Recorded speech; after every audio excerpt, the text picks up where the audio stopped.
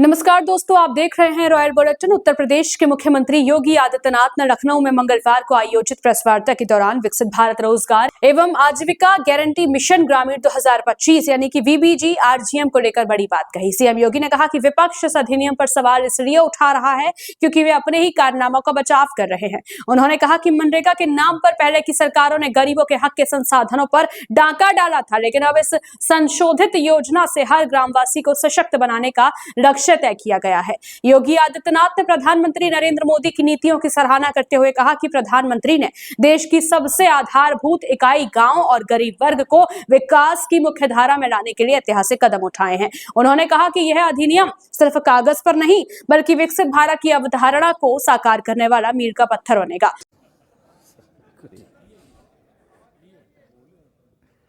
बाद में लिया उनका नाम। मित्रों, में एनडीए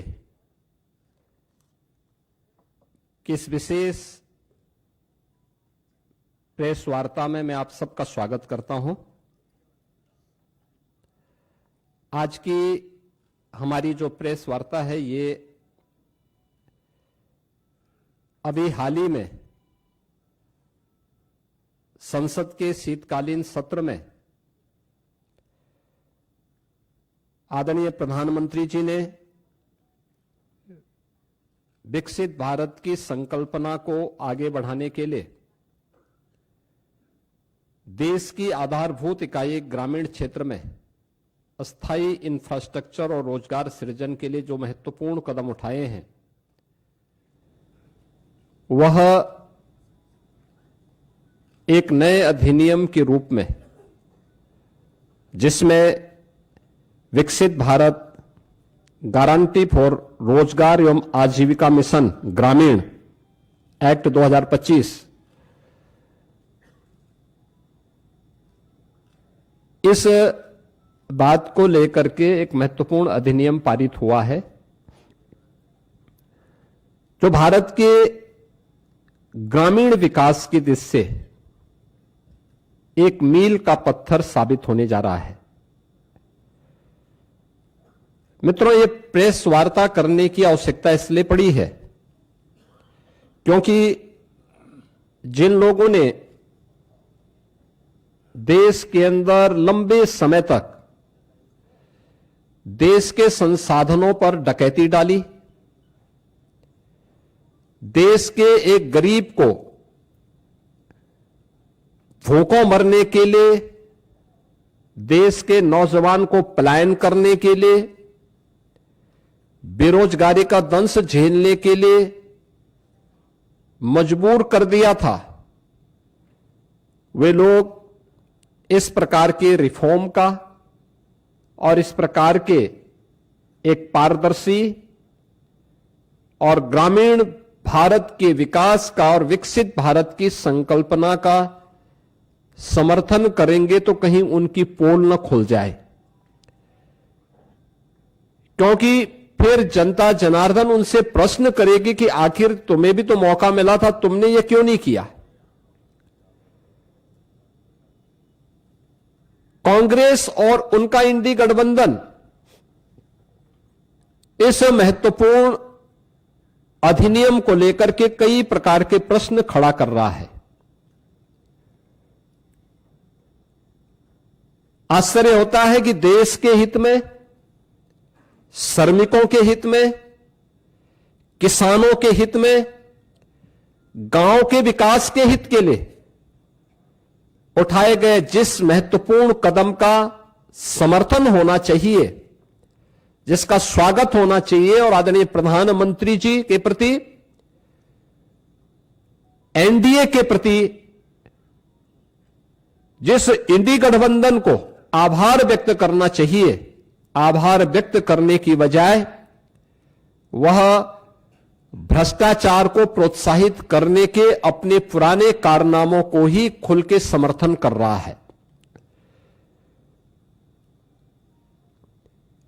बीपी जी रामजी एक्ट 2025, अगर हम इसकी उन विशेषताओं को देखेंगे, एक पारदर्शी प्रक्रिया,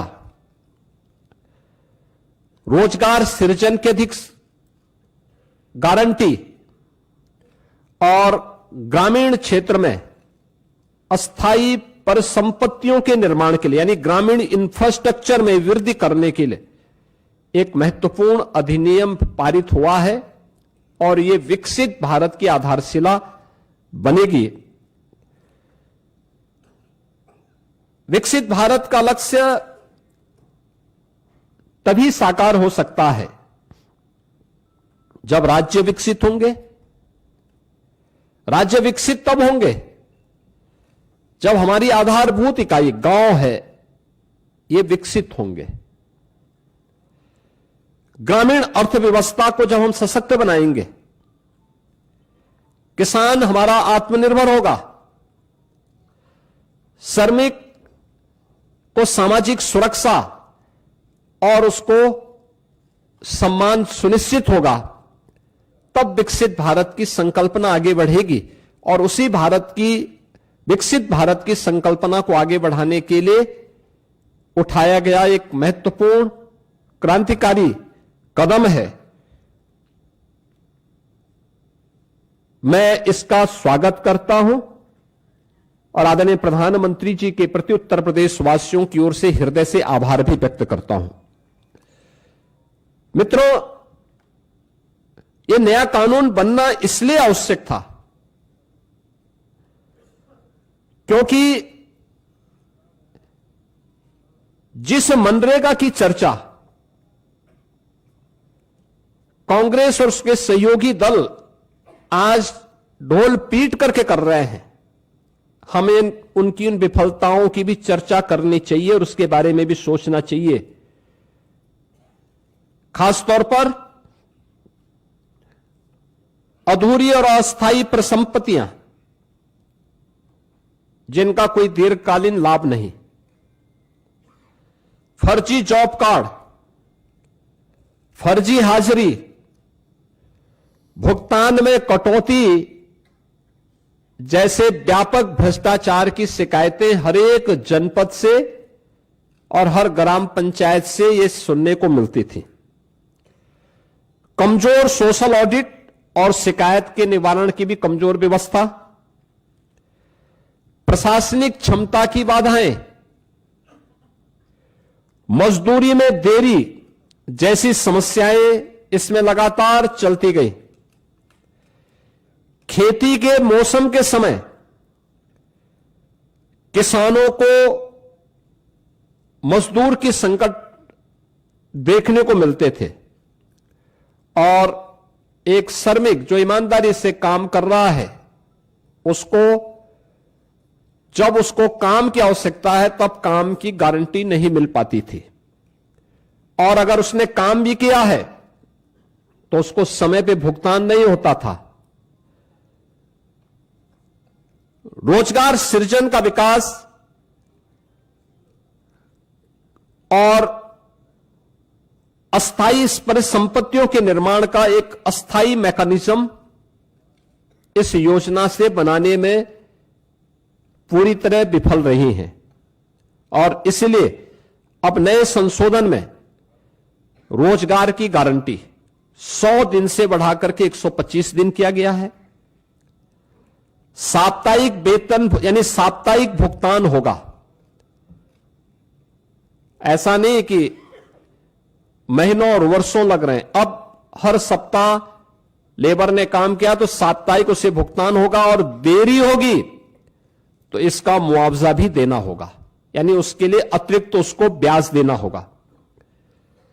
समय पर काम नहीं मिलने पर बेरोजगारी भत्ता अब कानूनी अधिकार हो गया है।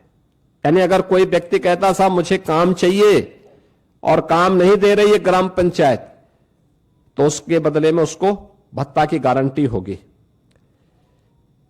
खेती के मौसम में किसानों को मजदूरों की कमी न हो, इसके लिए राज्यों को बुआई और कटाई के समय 60 दिन तक कार्य का विराम देने का अधिकार भी राज्यों को दिया गया है। राज्य तय करेंगे कि कब खेतीबाड़ी का समय है, उस समय मनरेगा के कार्य स्थगित रहेंगे, खेतीबाड़ी के कार्य के लिए लोग पर्याप्त संख्या में लोग मिल पाएंगे, और 125 दिन की गारंटी वर्ष भर में जो भी कार्य करने के इच्छुक हैं उन श्रमिकों को प्राप्त होगा। किसान और मजदूर दोनों के हित इसके माध्यम से सुरक्षित रखने की गारंटी दी गई है। खोदने और भरने वाली कामों पर विराम होने से स्वाभाविक रूप से जिनके हित प्रभावित हो रहे हैं वो चिल्ला रहे हैं, क्योंकि वो गड्ढा खोदते थे फिर उसको पाटते थे। ये प्रक्रिया अब उनके हित प्रभावित हो रहे हैं तो स्वाभाविक रूप से उनका चिल्लाहट होना स्वाभाविक रहे। अब इसमें 4 श्रेणियां दी गई हैं जिसका निर्धारण ग्राम पंचायत स्वयं तय करेगी। एक, मनरेगा का उपयोग जो पहले होता था वह कोई अस्थाई पर संपत्ति आप नहीं बना सकते थे, लेकिन अब विकसित भारत जी राम जी के माध्यम से हम अस्थाई संपत्ति का निर्माण कर सकते हैं और उसके लिए 4 प्रकार के प्रायोरिटीज तय की गई, प्राथमिकताएं जो तय की गई, श्रेणियां।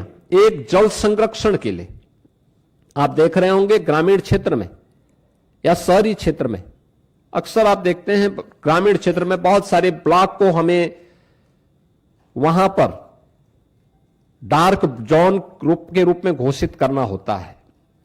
पानी की मात्रा बहुत नीचे जा चुकी होती है, कोई वहां पे अस्थायी व्यवस्था नहीं बन पाती है। आप इस योजना के माध्यम से जो मनरेगा में व्यवस्था नहीं थी, विकसित भारत जी राम जी के माध्यम से गारंटी दी गई है कि वह इसके माध्यम से जल संरक्षण की अस्थायी व्यवस्था क्रिएट कर सकते हैं, यानी रेन वाटर हार्वेस्टिंग की व्यवस्था, चेक डैम की व्यवस्था और उससे जुड़ी हुई अन्य सुविधाओं की को वहां पे गांव में वो क्रिएट कर सकता है। ग्रामीण बुनियादी इंफ्रास्ट्रक्चर के माध्यम से वह इन चीजों को वहां पे विकसित कर सकता है, सड़क, नाली, इन सब का विकास कर सकता है। आजीविका संबंधी इंफ्रास्ट्रक्चर को भी इसके माध्यम से क्रिएट कर सकता है, खेल का मैदान बना सकता है, ओपन जिम का निर्माण कर सकता है। गांव के पास पैसा है, गांव के पास लैंड है, गांव की मार्केट मंडी बना सकता है। गांव में सड़कों पे जहां तहां जो मंडी बनी हुई है उसको हटाकर उसको व्यवस्थित रूप से दुकानें बनवा करके एक अच्छे खाली जगह पर उसको अस्थायी रूप से सड़क से हटा करके एक सिस्टम के साथ जोड़ सकता है, जिससे सुरक्षा की गारंटी उस दुकानदार के पास भी हो जाएगी और साथ साथ गांव के पास एक इनकम का माध्यम भी हो जाएगा। इस प्रकार की उसको भी किया जा सकता है। और प्रतिकूल मौसम घटनाओं से निपटने और आपदा तैयारी हेतु भी विशेष कार्य किए जा सकते हैं, यानी बाढ़ प्रबंधन के लिए गांव से जुड़े हुए छोटे छोटे कार्य हैं, उसके लिए शासन पे उनको निर्भर रहना पड़ता है। अब इसके लिए निर्भरता की आवश्यकता नहीं, ये सारी चीजें वहां पर उपलब्ध। आप इस विकसित भारत जी राम जी की इस स्कीम के माध्यम से इस अधिनियम आपको एक गारंटी दे रहा है। टेक्नोलॉजी को कानूनी अधिकार के रूप में अब शामिल इसके माध्यम से किया गया है। बायोमेट्रिक उपस्थिति, geo tagging, satellite imaginary, real time mobile app monitoring और EI से निगरानी और सीधे डिजिटल भुगतान, यानी अब हाजिरी भरने की औपचारिकताएं नहीं होंगी। अब जो भी होगा बायोमेट्रिक उपस्थिति के माध्यम से होगी, जियो टैगिंग के माध्यम से होगी, सैटेलाइट इमेजनरी के माध्यम से अस्थायी पर संपत्ति का निर्माण हुआ है कि नहीं हुआ है, real time mobile app monitoring भी होगी, EI टूल का भी इस्तेमाल वहां पे हो सकता है और सीधे डिजिटल भुगतान DBT के माध्यम से हम श्रमिक के खाते में सीधे पैसा भेजेंगे, ये इसके माध्यम से होगा। फर्जी नामों पर पैसा उठाने का खेल अब हमेशा के लिए बंद। आपने देखा होगा इससे पहले समाजवादी पार्टी के समय में सोनभद्र में मनरेगा का भयंकर घोटाला हुआ था, CBI की इंक्वायरी उस समय उसकी चल रही है। यह भी उनके समय में लगातार होता रहा है। 6 माह में अनिवार्य सोशल ऑडिट, डिजिटल और समयबद्ध बहुस्तरीय शिकायत निवारण, जिला लोकपाल की व्यवस्था और केक के मानकों के अनुरूप ऑडिट की व्यवस्था भी इसके माध्यम से रहेगी। दूसरा, वित्तीय अनुशासन के साथ साथ यह संघीय संतुलन को बनाए रखने में भी एक बेहतर योगदान ये नया अधिनियम हमें देने जा रहा है, जिसमें केंद्र राज्य की साझेदारी 60-40 की हो गई। स्पष्ट वार्षिक बजट, लेकिन काम मांग आधारित ही रहेगा, यानी काम जो मांगेगा, गांव में मांगेगा, उसके अनुरूप ही वहां पे उसको कार्य भी दिया जाएगा। राज्यों को अधिक वित्तीय भागीदारी से में स्वामित्व, निगरानी और उसके गुणवत्ता सुधार, ये राज्यों को इसका पूरा वो दिया गया है कि राज्य इसके लिए करेंगे। और मेरा मानना है कि कुल आवंटन में वृद्धि करके राज्यों को इस मनरेगा की तुलना में अगर इस नई स्कीम के माध्यम से आप देखेंगे तो विकसित भारत जी राम जी के माध्यम से 17,000 करोड़ रुपए अधिक धनराशि इसके माध्यम से प्राप्त हो सकती है। इसमें राज्यों को, यानी इससे पहले होता क्या था मनरेगा में, जिन राज्यों में श्रमिक कम है, जिन राज्यों में गरीबी कम है, उन राज्यों में पैसा ज्यादा जाता था क्योंकि फर्जी भुगतान होता था। लेकिन अब जिन राज्यों में लेबर क्लास ज्यादा है, जिन राज्यों में उन लोगों को, श्रमिकों को रोजगार की गारंटी मिलनी चाहिए, उन राज्यों को इसके माध्यम से ज्यादा कार्य मिलेगा, श्रमिकों का अधिकार बढ़ेगा, भुगतान उनका सुरक्षित होगा, किसान को समय पर भी श्रम उपलब्ध होने लगेगा। अब रोजगार केवल राहत का माध्यम नहीं, अभी तो यह विकास और आत्मनिर्भरता का भी आधार बनेगा। यानी आपने देखा होगा, इससे पहले मनरेगा में क्या करते थे, सब रोजगार सृजन करना, एक बार गड्ढा खोदो फिर उसको पाट डालो। अब ये नहीं, अब कोई भी रोजगार होगा तो अस्थायी संपत्ति के निर्माण को लेकर के होगा, अस्थायी संपत्ति उसके माध्यम से बननी है। और विकसित भारत 2047 के विजन के अनुरूप ग्रामीण भारत अब राष्ट्र निर्माण पर और अधिक सक्रिय भूमिका का निर्वहन इसके माध्यम से कर पाएगा। मित्रों, विकसित भारत जी राम जी की इस अधिनियम को पारित करने के लिए मैं आदरणीय प्रधानमंत्री जी का, केंद्रीय ग्रामीण विकास मंत्री माननीय शिवराज सिंह चौहान जी का, पूरे केंद्रीय कैबिनेट का हृदय से मैं आभार व्यक्त करता हूं। और मैं इसलिए भी धन्यवाद देना चाहूंगा कि उत्तर प्रदेश जैसे राज्य को इससे काफी लाभ होगा और उत्तर प्रदेश सरकार इस कानून को पूर्ण संवेदनशीलता के साथ, पारदर्शी तरीके और प्रभावशीलता के साथ उत्तर प्रदेश में हम लागू करके रोजगार की एक नई गारंटी के साथ प्रदेश के अंदर हम लागू करेंगे। हमारा स्पष्ट लक्ष्य है, हर पात्र को समय पर काम, हर गांव में टिकाऊ परिसंपत्तियां और हर श्रमिक के जीवन में सम्मान, सुरक्षा और खुशहाली हर हाल में प्राप्त होनी चाहिए। और आदरणीय प्रधानमंत्री जी के इस विजन के अनुरूप हम उत्तर प्रदेश के अंदर इसे प्रभावी ढंग से लागू करेंगे। और मैं फिर इस बात को कह सकता हूं कि विकसित भारत जिनकी संकल्पना में नहीं है, श्रमिकों का हित और किसानों का हित जिनके एजेंडे में कभी नहीं रहा है, ग्रामीण भारत का विकास हो और हर नागरिक को सम्मानजनक जीवन जीने का अधिकार मिले, ये जिनके एजेंडे में कभी नहीं रहा है, वे लोग तमाम प्रकार की भ्रम की स्थिति पैदा करना चाहते हैं और वही लोग इसका दुष्प्रचार भी कर रहे हैं। विकसित भारत जी राम जी का यह अधिनियम भारत के श्रमिकों के लिए, भारत के किसानों के लिए, भारत के ग्रामीण भारत के विकास के लिए एक मील का पत्थर साबित होगा। और उत्तर प्रदेश सरकार इस अधिनियम का समर्थन करती है और इसको पूरी प्रभावी तरीके से लागू करने के लिए अपनी प्रतिबद्धता को दोहराती है।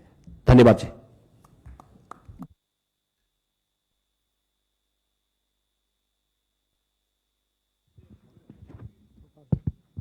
देखिए, उत्तर प्रदेश में 57,600 से अधिक हमारी ग्राम पंचायतें हैं और अगर रेवेन्यू विलेज की बात हम करें तो 1,05,000 से अधिक हमारे पास रेवेन्यू विलेजेज हैं। उत्तर प्रदेश के अंदर आज भी हमारी लगभग 67 से 70% आबादी ग्रामीण क्षेत्र में निवास करती है। उत्तर प्रदेश भारत का फूड बास्केट भी है, तो स्वाभाविक रूप से अन्नदाता किसान और श्रमिकों का बेहतर समन्वय यूपी के अंदर है। खेती के समय श्रम बल खेती के कार्यों को संपादित करने और देश का पेट भरने के लिए अन्न उत्पन्न करेगा।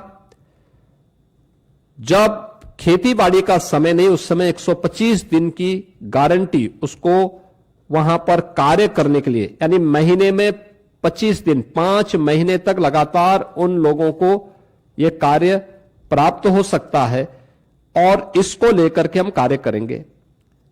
दूसरा, इसके माध्यम से उत्तर प्रदेश के उन श्रमिकों को और कार्य मांगने वाले हर एक उस नागरिक को एक तो अच्छा मानदेय मिल पाएगा, ग्रामीण क्षेत्र के इंफ्रास्ट्रक्चर को डेवलप करने में हमें मदद मिल पाएगी और गांव के लोग जो हमेशा इस बात की शिकायत करते हैं कि हमें सड़क चाहिए, हमें नाली चाहिए, हमें यहां पे इंटरलॉकिंग का कार्य चाहिए, हमें खेल का मैदान चाहिए, हमें इन कार्यों को करना है।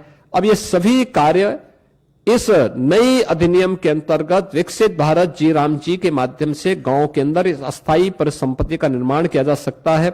आपदा नियंत्रण को भी इसके माध्यम से दूर करने के लिए जो भी अस्थायी इंफ्रास्ट्रक्चर वहां डेवलप होना है या गांव की इनकम को और गांव को आत्मनिर्भर बनाने के लिए भी जो अस्थायी वहां पे इंफ्रास्ट्रक्चर देने हैं, जैसे मैंने कहा मंडी का निर्माण हो सकता है, मॉल बन सकता है। बहुत सारे ग्राम पंचायतें ऐसी हैं जो बड़ी बड़ी ग्राम पंचायतें हैं, अच्छी आबादी है, 10-10 हजार की आबादी है, उनका अपना छोटा सा मार्केट है, लोग अपनी आवश्यकताओं की पूर्ति के लिए वहां आते हैं, उनके पास परिसंपत्तियां हैं। इस पैसे का उपयोग करते हुए हम वहां पे मॉल बना सकते हैं जिसमें नए रोजगार के सृजन भी हो सकते हैं, ग्राम पंचायत उसके माध्यम से आगे बढ़ेगी। तो उत्तर प्रदेश इस दिशा में बहुत अच्छी प्रगति करेगा और उत्तर प्रदेश इसका सर्वाधिक लाभ लेने वाले राज्यों में होगा।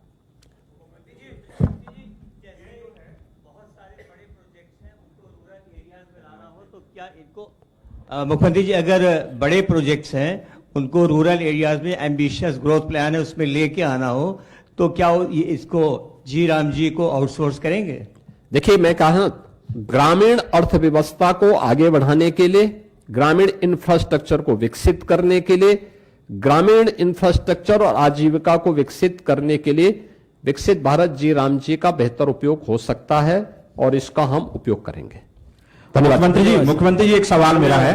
अरे हो गया। अगर आपको यह खबर जानकारी पूर्ण लगी हो तो हमारे चैनल रॉयल बुलेटिन को जरूर सब्सक्राइब करें, वीडियो को लाइक और शेयर करना ना भूलें। ऐसी ही सटीक राजनीतिक अपडेट्स और ग्राउंड रिपोर्ट्स के लिए जुड़े रहिए हमारे साथ।